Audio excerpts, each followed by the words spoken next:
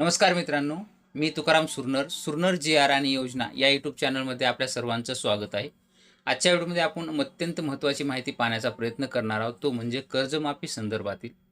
काही दिवसांपूर्वी पंढरपूर येथे रोहित पवार यांनी अन्नदात्यासाठी अन्नत्याग आंदोलन हे केलेलं होतं आणि त्याच्यामध्ये मुख्य अट काय होती की विनाअट सरसकट कर्जमाफी द्यावी आणि जे काही प्रोत्साहनपर आहे त्यांना 1,00,000 रुपये देण्यात यावी अशी अट होती. आणि ते आंदोलन सरकारनं काही शब्द दिलेले होते आणि ते शब्द देऊन ते आंदोलन मागं घेण्यात आलेलं होतं. परंतु 26 तारखेला परभणी येथे पत्रकार परिषदेमध्ये बोलत असताना रोहित पवार यांनी सांगण्यात आलेलं आहे की सरकारनं दिलेला शब्द पाळलेला नाही आणि शेतकऱ्यांचा विश्वासघात केलेला आहे सरकारनं शेतकऱ्यांसोबत लबाडी केलेली आहे.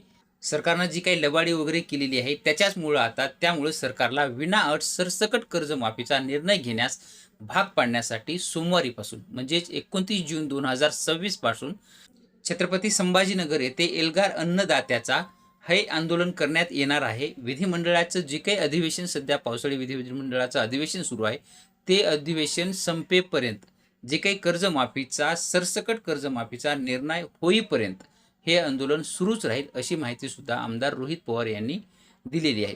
हे बोलत असताना रोहित पवार पुढे सुद्धा म्हणाले की राज्य सरकारने जाहीर केलेल्या कर्जमाफीतील या जे काही अटी घातलेल्या आहेत त्या अटीमुळे जर पाहिलं तर एकूण 70% शेतकरी हे वंचित राहणार आहे त्याच्यापासून आणि त्यामुळेच कोणताही अट न ठेवता 2,00,000 पर्यंतची कर्जमाफी सरसकट विनाअट द्यावी आणि जे नियमित कर्ज भरतात त्यांना प्रोत्साहन म्हणून 1,00,000 रुपये देण्यात यावे.